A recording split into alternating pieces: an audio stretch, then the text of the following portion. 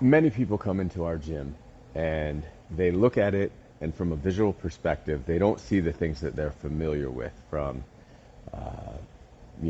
squat racks and machines and treadmills and ellipticals and stair steppers and all that sort of stuff. And they don't see the stuff that they're used to.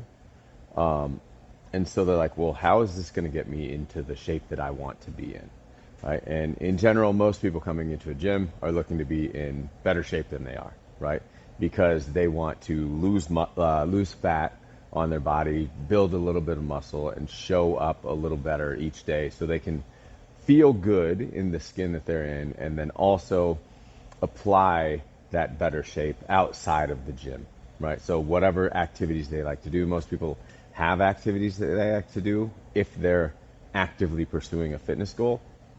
And so there's a lot of confusion on our philosophy and why we do the things that we do. So let's just take someone who enjoys tennis, for example, right? They know they need to be stronger. They know they need to be able to have good footwork and coordination on the tennis court, right? We've got motions in tennis that are kind of not very linear, right? So not very bilateral in stances like this, to where you're not hitting a tennis ball like this or like this, right? So we're not here doing this, right? Or this, or if you're left-handed, or this, right? It's some version of that, or that, or that. And so that's a tennis player, right? There are multiple things you need to be able to do. You need to react quicker. And I'm not saying that you need to be this massively competitive tennis player, but a person who likes tennis is our example today. And so a person coming in here who enjoys tennis will look at this and say, well, what's the difference between this thing and this thing? And let's just, for the argument, let's just pretend that this 6 kilogram Viper is 15 pounds, right? Because that's a 15-pound dumbbell. So in essence, this can get you very strong, right?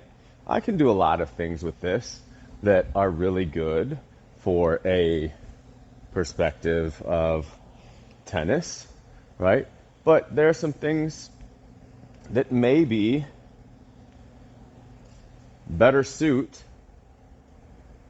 my other tool, right, to apply outside of the gym, right? This can build me some good muscle, right? And we don't negate that, neglect that, or deny that. It can build great muscle, and it does very, very well, and we implement that too.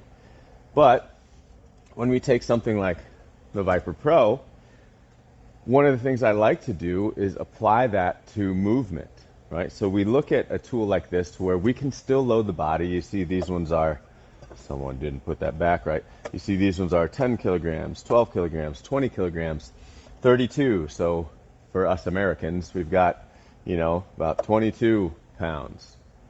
We've got 26 pounds. We've got 45 pounds-ish. We've got 70 pounds. So now that's not essentially for a meathead will look at that and be like, that's not enough weight for me. All right, but again, because I'm going to show you why we would use a tool like this to further enhance your fitness, that becomes a little bit different perspective. So a tool like this I would use because it's got a bunch of different hand grips, and we can further strength train in a way that may help us, right, in kind of the sports that we love, right? So I can go here, I can go here, right? I can go here, I can go here,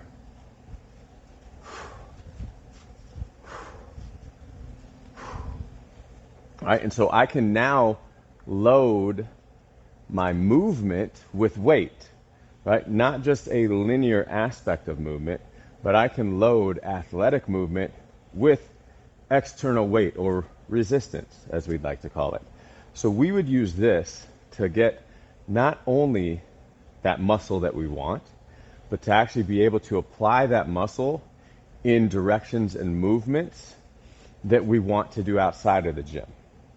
Now, I use tennis as an example, but that's not the only example. People like to bowl. A lot of people like to golf, right? A lot of people like to surf out here at the lake. A lot of people like to go skiing in the wintertime. And this is just in Las Vegas, right? People play pickleball now, racquetball, they swim, they do all of these different things. And so from a strength training perspective, I'm not looking to just build what we look at as traditional muscle in a linear sense. All right. I'm looking to build some muscle that allows me to transfer that. And this, nothing is wrong with this. Nothing is wrong with that. Nothing is wrong with this. Nothing is wrong with this. Nothing is wrong with this. Nothing is wrong with this. Those are all great things. But when I want to get carryover, when I want to fill in the missing links, I'm going to grab this guy. All right, another aspect of that is from a movement perspective. Let's say I do that stuff and I play basketball. All right, I play basketball. I play baseball. I do an overhead sport like tennis or volleyball or I don't know, some other overhead sport. And all of a sudden I'm like, you know what? After a while, my shoulder hurts, or after a while, my lower back hurts. And so we start to use this and play around with mobility of the shoulder, right? Which you can't really do this with a dumbbell or a barbell. We start to play with the strength of the shoulder, and we start to integrate it with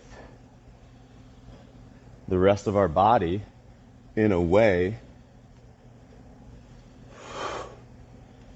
that applies to our natural movement. All right? So I would use this as a strength training tool to carry over to not only athletic movement, but human movement when we look at health and fitness overall. So, in summary, we've got a tool like this, we've got a tool like this. Both of them are very good, right? They are both useful tools, and the application can be and should be very different, but both are probably needed if you want to function as more than just a couch potato outside of the gym.